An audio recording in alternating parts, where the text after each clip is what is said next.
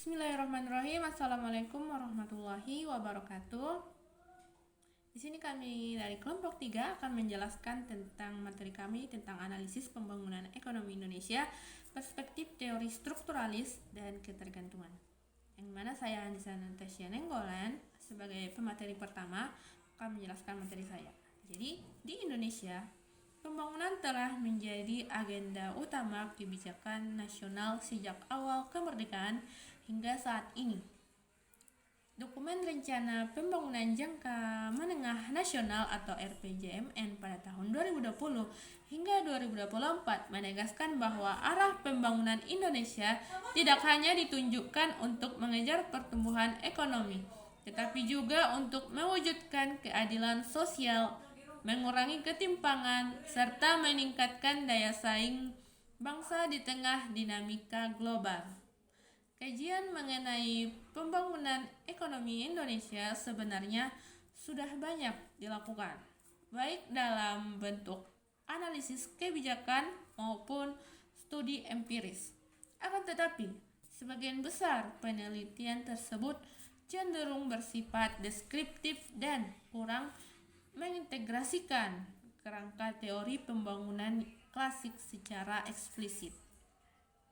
Padahal, teori strukturalis yang dikatakan oleh peneliti yang bernama Prebist pada tahun 1950 dan teori ketergantungan yang dikatakan oleh Frank M. Gander pada tahun 1967 menawarkan perspektif yang kritis yang relevan untuk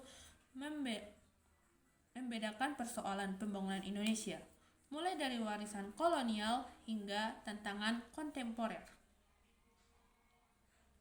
Pertama yaitu hakikat pembangunan ekonomi. Pembangunan ekonomi sering disamakan dengan pertumbuhan ekonomi. Padahal keduanya memiliki perbedaan yang cukup mendasar, yang dimana pertumbuhan ekonomi lebih menekankan pada peningkatan output secara kuantitatif yang biasanya diukur melalui kenaikan produk domestik bruto atau PDB atau juga pendapatan per kapita. Dengan kata lain, pertumbuhan hanya menggambarkan seberapa besar perekonomian suatu negara berkembang dari sisi angka, baik itu angka produksi dan juga konsumsi. Namun, pembangunan ekonomi memiliki cakupan lebih luas, yang dimana pembangunan tidak hanya diukur dari seberapa tinggi pendapatan masyarakat, akan tetapi dari sejauh mana masyarakat memiliki akses terhadap pendidikan, kesehatan, kesempatan kerja, dan partisipasi dalam kehidupan sosial. Pembangunan ekonomi dapat dipandang sebagai sebuah proses yang lebih kompleks dibandingkan dengan pertumbuhan ekonomi, karena tidak hanya mengejar angka-angka saja ataupun angka-angka makro, tetapi juga menekankan perubahan mendasar dalam struktur dan kualitas kehidupan masyarakat. Selanjutnya yaitu pendekatan strukturalis. Pendekatan strukturalis muncul sebagai kritik terhadap pandangan pembangunan yang terlalu menekankan pada pertumbuhan ekonomi semata. Menurut Prebist pada tahun 1950, keterbelakangan di negara-negara berkembang bukanlah sesuatu yang terjadi secara alamiah, melainkan akibat dari struktur internal perekonomian yang mengalami ketimpangan, yang mana salah satu ciri utama dari struktur ini adalah adanya dualisme, yaitu perbedaan tajam antara sektor modern yang relatif kecil dan sektor tradisional yang luas namun kurang produktif. Selain itu, negara-negara berkembang cenderung bergantung pada ekspor komoditas primer dengan nilai tambah yang rendah, sementara harus mengimpor barang-barang manufaktur dari negara-negara maju. Sebagai solusi, maka pendekatan strukturalis menekankan pentingnya transformasi struktural melalui industrialisasi yang dipimpin oleh negara, yang mana strategi ini yang paling banyak diusulkan itu adalah Import Substitution Industrialization atau ISI, yaitu mengganti barang-barang impor dengan produk dalam negeri. melalui proteksi tarif, subsidi, dan investasi negara di sektor industri. Dengan cara ini tentunya negara berkembang diharapkan dapat mengurangi ketergantungan pada ekspor komoditas primer, memperkuat basis industrinya, serta menciptakan lapangan kerja yang lebih produktif. Nah, di sini saya akan menjelaskan paradigma ketergantungan. Paradigma ketergantungan adalah teori yang menjelaskan bahwa keterbelakangan negara berkembang disebabkan oleh hubungan ekonomi dan politik yang tidak seimbang dengan negara maju. Negara berkembang menjadi tergantung pada negara maju dalam modal, teknologi, dan pasar. Teori ini membagi dunia menjadi negara pusat dan negara pinggiran. Negara pinggiran mengekspor bahan mentah murah dan mengimpor barang jadi mahal, sehingga terjadi ketimpangan dan eksploitasi struktural. Menurut Andre Jander Frank, pembangunan negara maju justru menciptakan keterbelakangan negara berkembang. Paradigma ini berkembang pada tahun 1950-an sampai 1970-an. Terutama di Amerika Latin, negara bekas jajahan. Yang pertama Amerika Latin, yang kedua negara-negara bekas jajahan. Tokoh-tokohnya antara lain yang pertama Andre Jander Frank, Fernando Henrique Cardoso, ketiga Samir Amin, dan kritik terhadap paradigma ketergantungan. Yang pertama itu terlalu menekankan faktor eksternal. Teori ini dianggap terlalu menyalahkan negara maju sehingga kurang memperhatikan faktor internal seperti kebijakan pemerintah, kualitas SDM, dan institusi. Yang kedua bersifat deterministik. Paradigma ketergantungan seolah-olah menganggap negara berkembang tidak bisa maju selama berada dalam sistem global, padahal ada negara yang berhasil berkembang. Yang ketiga, kurang menjelaskan perbedaan antara negara berkembang. Tidak semua negara berkembang mengalami tingkat ketergantungan yang sama, tetapi teori ini kurang menjelaskan variasi tersebut. Yang keempat, minimnya solusi praktis jangka panjang. Solusi seperti proteksi dan pembatasan impor kadang justru menimbulkan inefisiensi ekonomi.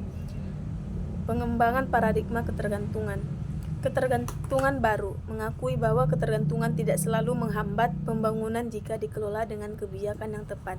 Kedua, pendekatan strukturalis dan neo-Marxis mengembangkan analisis tentang peran kelas sosial negara dan kapitalisme global dalam menciptakan ketergantungan.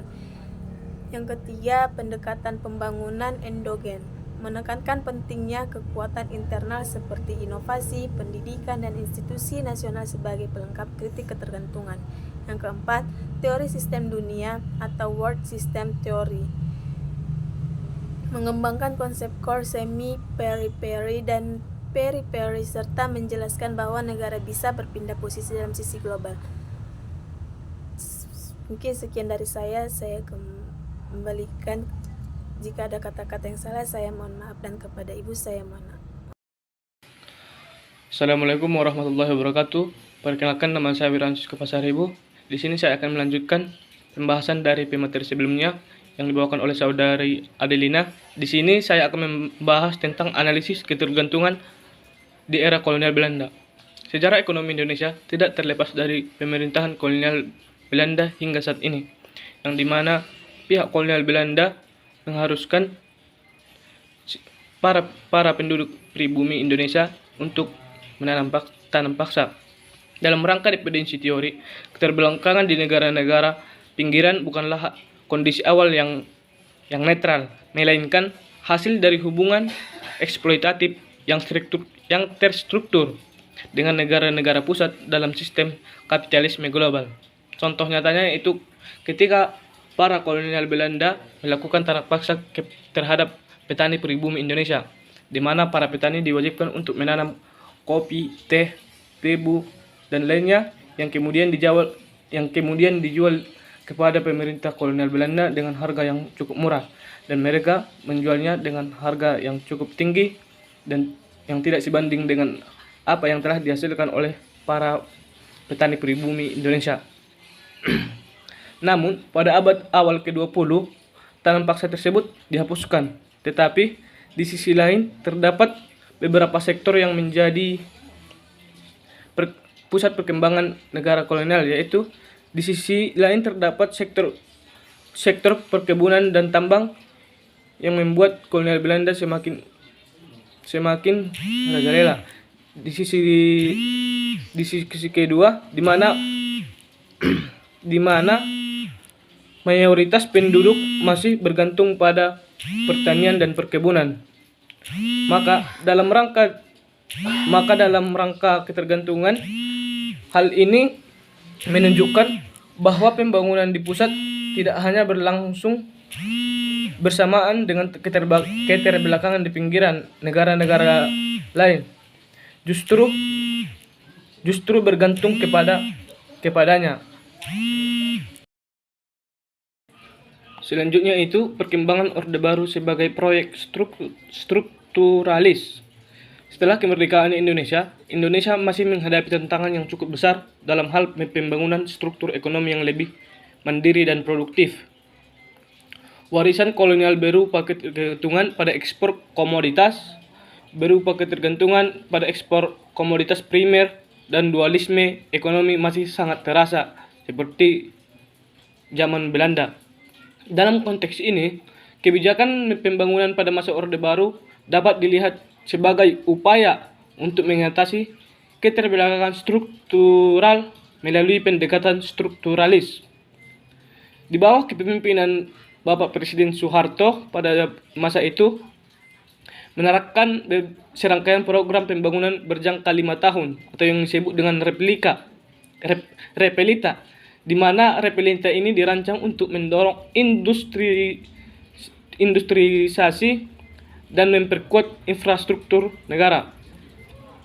Dengan hal ini, maka dapat dilihat pendekatan pembangunan Orde Baru tetap memberikan fondasi yang penting bagi transformasi ekonomi Indonesia untuk selanjutnya. Mungkin cukup sekian dari saya. Materi selanjutnya akan disampaikan oleh pemateri selanjutnya. Sekian. Baik, di sini saya akan melanjutkan tentang dinamika kontemporer. Dinamika kontemporer ini berperan penting dalam pembangunan ekonomi karena perubahannya di bidang teknologi, sosial, dan globalisasi yang mempengaruhi cara masyarakat bekerja, berproduksi, dan berusaha.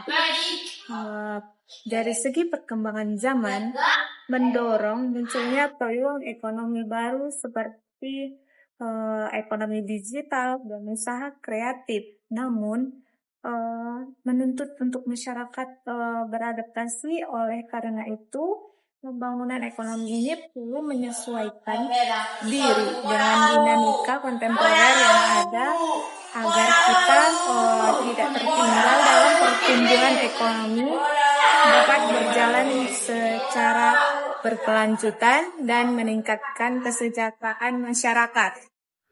Baik, terima kasih kepada seluruh pemateri. Mungkin cukup sekianlah pembahasan dari kami mengenai analisis pembangunan ekonomi Indonesia dalam perspektif teori strukturalis dan pembangunan. Semoga apa yang kami sampaikan ada manfaatnya bagi kita semua, terutama untuk pemateri. Sekian, wassalamualaikum warahmatullahi wabarakatuh.